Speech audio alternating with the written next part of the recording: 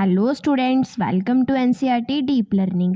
आज हम human reproduction के लेक्चर नंबर 6 में फर्टिलाइजेशन एंड इम्प्लांटेशन के बारे में पढ़ेंगे। लेकिन उससे पहले मैं आपसे पिछले लेक्चर के 2 क्वेश्चंस पूछूंगी। आप उन क्वेश्चंस के आंसर कमेंट बॉक्स में पॉजिटिवली टाइप करें। सो क्वेश्चन नंबर 1 है, which hormone is secreted by corpus luteum. Corpus luteum कौन सा हार्मोन सिक्रीट करता है। Question number 2, what is menarche. Menarche क्या है। So without delay let's move to other topic. During copulation coitus, semen is released by the penis into the vagina. Insemination. Copulation के समय semen penis के द्वारा vagina में release किया जाता है, इसे इंसेमिनेशन कहते हैं। The motile sperms swim rapidly, pass through the cervix, enter into the uterus, and finally reach the ampullary region of the fallopian tube. Motile sperms तेजी से तैरते सर्विक्स से पास होते हैं तथा यूट्रस में एंटर होते हैं तथा अंत में फेलोपियन ट्यूब के एम्पुला वाले रीजन में जाते हैं। The ovum released by the ovary is also transported to the ampullary region where the fertilization takes place. Ovary के द्वारा रिलीज किया गया ओवम भी एम्पुला में पहुंचा दिया जाता है जहां पर फर्टिलाइजेशन होती है। Fertilization can occur only if the ovum and sperms are transported simultaneously to the ampullary region. This is the reason why not all copulations lead to fertilization and pregnancy. Fertilization तभी हो सकती है जब ovum तथा sperm दोनों एक ही समय पर एम्पुला तक पहुंचाए जाए। यही कारण है कि हर कॉपुलेशन से फर्टिलाइजेशन नहीं होती, ना ही प्रेगनेंसी। चलिए अब हम पहले फर्टिलाइजेशन का ओवरव्यू लेते हैं कि आखिर फर्टिलाइजेशन कैसे होती है। सबसे पहले आप सेंटर में देख रहे हैं ओवम एंड साइड पे आप देखिए स्पर्म्स। ये है जोना प्लूसिडा, ओवम की लेयर। ये है cells of corona radiata, ovum की आउटर मोस्ट हार्डेस्ट लेयर। ये है perivitelline space. The process of fusion of a sperm with an ovum is called fertilisation. Sperm का ओवम के साथ फ्यूजन फर्टिलाइजेशन कहलाता है। During fertilisation a sperm comes in contact with the zona pellucidal layer of the ovum and induce changes in the membrane that block the entry of additional sperms. Fertilization के समय sperm ovum की जोना प्लूसिडा layer के संपर्क में आता है तथा उसकी मेम्ब्रेन में बदलाव कर देता है ताकि अन्य स्पर्म एंटर ना हो सके। Thus it ensures that only one sperm can fertilize an egg. इस तरह स्पर्म यह सुनिश्चित करता है कि केवल एक स्पर्म ही ओवम को फर्टिलाइज करे। The secretions of the acrosome helps the sperm to enter into the cytoplasm of the ovum through the zona pellucidal and the plasma membrane. This induces the completion of the meiotic division of the secondary oocyte. Acrosome की secretions sperm को ovum के cytoplasm में जाने में मदद करने के लिए जोना प्लूसिडा तथा प्लाज्मा मेम्ब्रेन पर एक्ट करती हैं। इससे सेकेंडरी oocyte की मेयोटिक डिवीजन कंप्लीट होती है। एक्चुअली oocyte के पास सेंट्रियोल नहीं होता। सो जब स्पर्म एग को फर्टिलाइज करता है तब स्पर्म उसे अपना एक सेंट्रियोल डोनेट करता है। फिर स्पिंडल फॉर्म होता है एंड सेल डिवीजन होती है। The second meiotic division is also unequal and results in the formation of a second polar body and a haploid ovum ooted. Second meiotic division भी unequal होती है तथा second polar body तथा एक haploid ovum यानी ooted बनाती है। Soon the haploid nucleus of the sperms and that of the ovum fuse together to form a diploid zygote. जैसे ही स्पर्म का न्यूक्लियस तथा ओवम फ्यूज होते हैं एक डिप्लॉयड जाइगोट बनता है। How many chromosomes will be there in a zygote? Zygote में कितने क्रोमोसोम्स होंगे? डिप्लॉयड यानी 46 क्रोमोसोम। क्यों? क्योंकि ओवम एंड स्पर्म ये दोनों हैप्लॉयड होते हैं, इनमें 23 क्रोमोसोम्स होते हैं। सो ये दोनों जब फ्यूज होंगे तो डिप्लॉयड जाइगोट बनाएंगे यानी 46 chromosomes. One has to remember that the sex of the baby has been decided at this stage itself. Let us see how.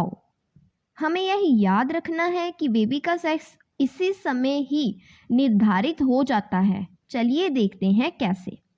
As you know that the chromosome pattern in the human female is XX and that in the male is XY.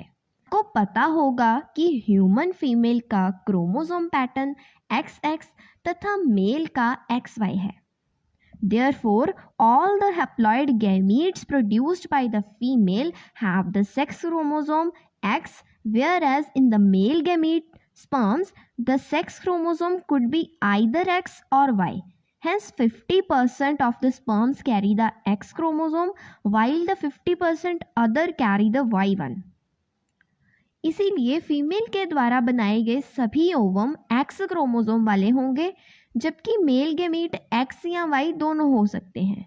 Sperm में x chromosome होने के 50% chance होते हैं तथा Y chromosome होने के भी 50% chance होते हैं।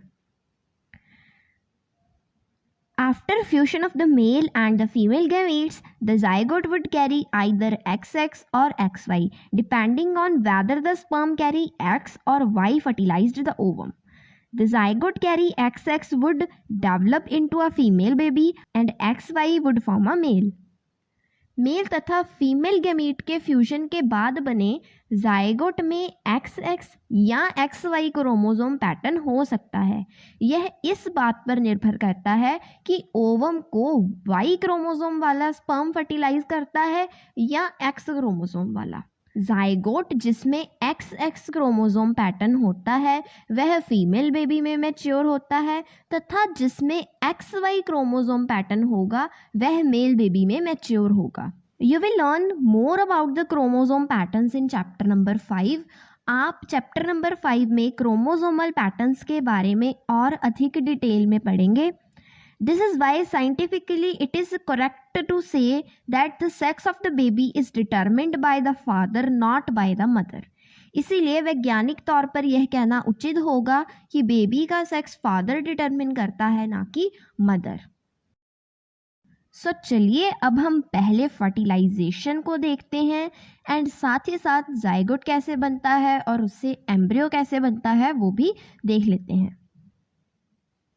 सो पहले आप देखिए सेकेंडरी oocyte यानी ओवम। फर्टिलाइजेशन हो रही है, स्पर्म ने सेकेंडरी oocyte ओवम को फर्टिलाइज कर दिया है।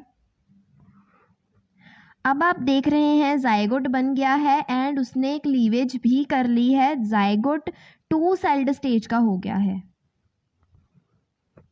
अब आप देखिए 4 सेल्ड स्टेज जाइगोट। जाइगोट के दोनों सेल्स ने आगे माइटोसिस की है और 4 सेल्ड जाइगोट की स्टेज बन गई है। अब जाइगोट ने फिर से माइटोसिस की और 8 सेल्ड स्टेज बनाई। जाइगोट की 16 सेल्ड स्टेज को मोरूला कहते हैं एंड जितने भी इस समय मोरूला में सेल्स हैं उन्हें हम ब्लास्टोमियर्स कहते हैं। ये है ब्लास्टोसिस्ट यानी जाइगोट में ब्लास्टोसील कैविटी जनरेट हो गई है। ब्लास्टोसिस्ट कैविटी बन गई है जो आप ग्रे में देख रहे हैं, that is the blastocyst cavity. और जो ऑरेंज वाला है that is the inner cell mass and blue वाला है ट्रोफोब्लास्ट। सो ये है ब्लास्टोसिस्ट ब्लास्टुला। चलिए अब हम एक ओवरव्यू और लेते हैं। सेकेंडरी oocyte ओवुलेशन के बाद ओवरी से निकला एंड फेलोपियन ट्यूब में एंटर किया। बी में आप देखिए फर्टिलाइजेशन हो रही है। सी में 2 सेल्ड स्टेज जाइगोट बन गया है। डी में 4 सेल्ड स्टेज जाइगोट बन गया है। ई में मोरूला है। एफ में मोरूला यूट्रस की तरफ बढ़ रहा है। जी में ब्लास्टुला है क्योंकि इसमें ब्लास्टोसिस्ट कैविटी ओरिजिनेट हो चुकी है। एच में ब्लास्टोसिस्ट यूट्रस की एंडोमेट्रियम वॉल में इम्बेड हो गया है एंड इसकी इम्प्लांटेशन हो चुकी है। The mitotic divisions start as the zygote moves through the isthmus of the oviduct called cleavage towards the uterus and forms 2, 4, 8, 16 daughter cells called blastomeres. The embryo with 8 to 16 blastomeres is called a morula. जब zygote oviducts यानी fallopian tubes के isthmus reason से uterus की तरफ move करता है तब वह माइटोसिस करनी शुरू कर देता है। इस माइटोसिस को क्लीवेज कहते हैं। इस तरह जाइगोट में कई नए डॉटर सेल्स बनते हैं, हम इन्हें ब्लास्टोमियर्स कहते हैं। जिस एम्ब्रियो में 8 से 16 ब्लास्टोमियर्स होते हैं उसे हम मोरुला कहते हैं। The morula continue to divide and transforms into blastocyst as it moves further into the uterus.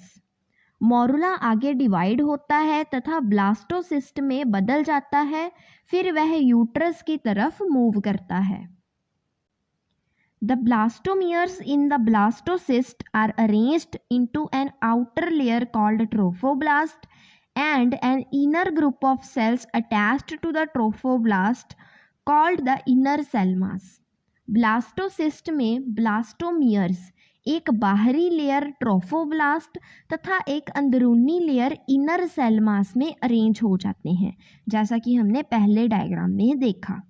The trophoblast layers then get attached to the endometrium and the inner cell mass get differentiated as the embryo.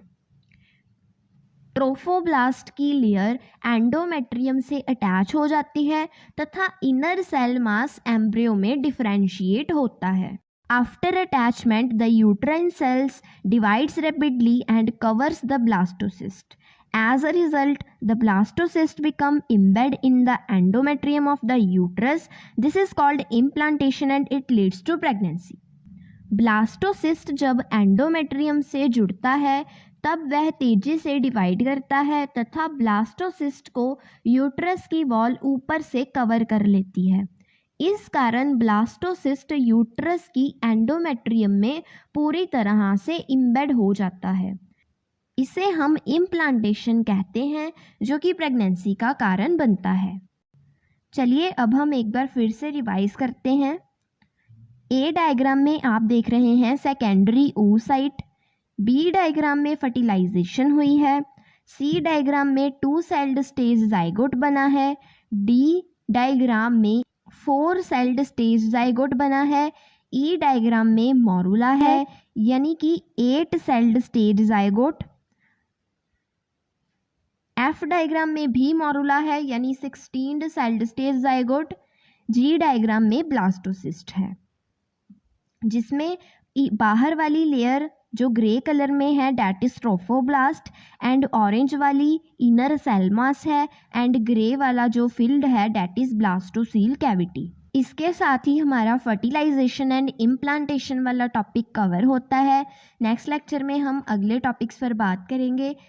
मैंने आपसे जो lecture के starting में questions पूछे हैं, आप उन questions के आंसर कमेंट बॉक्स में पॉजिटिवली टाइप करें। वीडियो में एनसीईआरटी के एक्स्ट्रा जो पिक्चर्स एंड मटेरियल्स यूज़ हुआ है वो हम अपने टेलीग्राम ग्रुप में शेयर करेंगे, सो आप उस ग्रुप को डिस्क्रिप्शन में दिए हुए लिंक की हेल्प से ज्वाइन कर लें। Good luck, work hard, thanks for watching the video.